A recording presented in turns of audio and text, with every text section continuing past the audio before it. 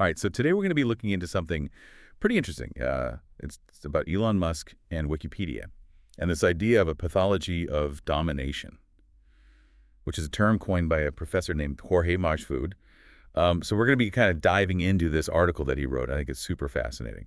Yeah, this article really it really caught my eye too. It gets you thinking about like more than just Musk's dislike of Wikipedia, but like this whole mindset, that kind of connects back to some deep-rooted patterns of power and control. Yeah, so let's get into it. I mean, we all know that Musk has publicly kind of taken some swipes at Wikipedia.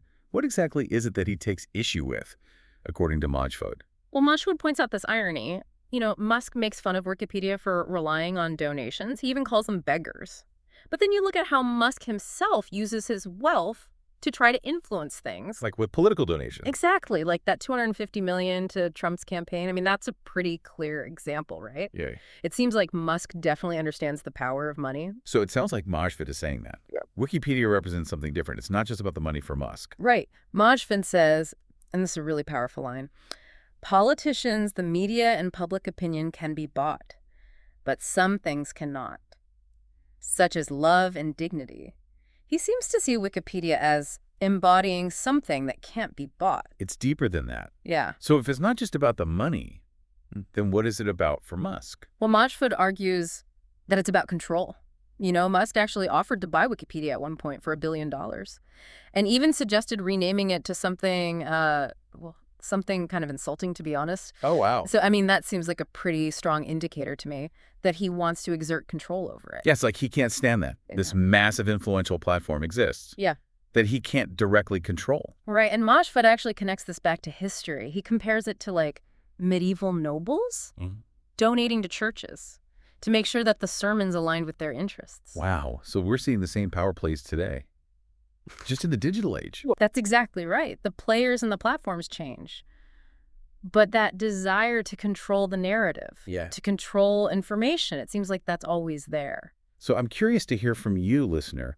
Does this idea of buying influence resonate with you? Where else do you see this happening in the world today?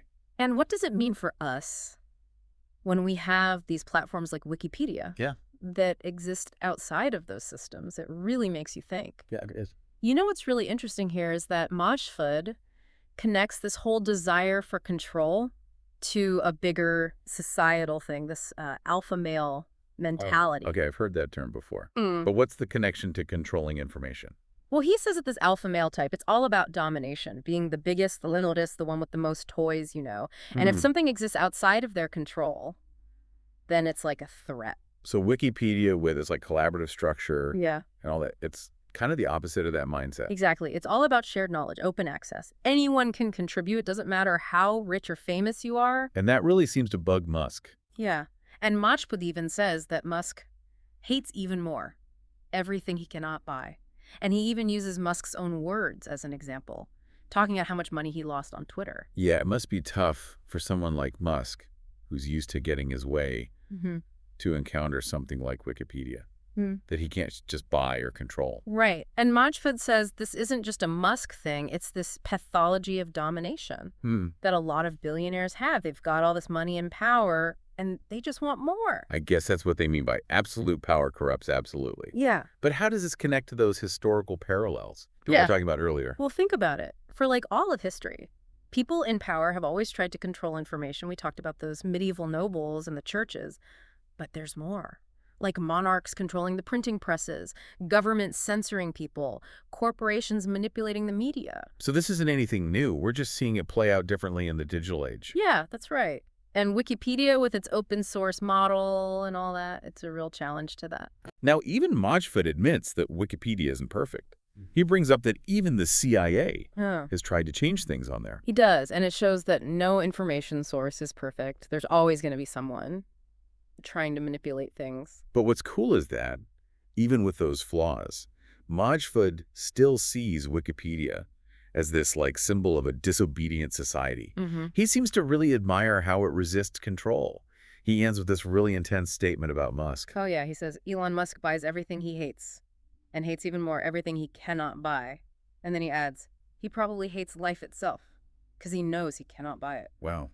That's That's a lot to think about. What do you think about that, listener? Did it resonate with you at all? And what about Wikipedia? Does it make you appreciate it more, knowing that it's not controlled by these powerful forces? Yeah, it's heavy stuff. Like the idea that someone could have everything, but still be so fixated on controlling things they can't have. Like it's almost like a fear, of something existing outside their reach. And Majfud is saying it's not just Musk, it's like a pattern throughout history. This need to dominate, to shape everything. It reminds me of those old myths about kings who wanted to conquer death. Oh yeah, I see what you mean. Like, no matter what you achieve, there's always that next thing, that ultimate challenge. And for someone like Musk, who's done so much with technology, maybe Wikipedia is like a different kind of frontier. A place where money and power don't give you all the answers. Exactly. And that's what makes it so interesting, because Wikipedia is all about collaboration, sharing knowledge, open access. It challenges that whole top-down control thing. And Majfud really seems to admire that. Even though he knows it's not perfect. Right, no information source is perfect. But Wikipedia is still a powerful symbol. It shows there's a different way of doing things. Where knowledge isn't just about profit or ego.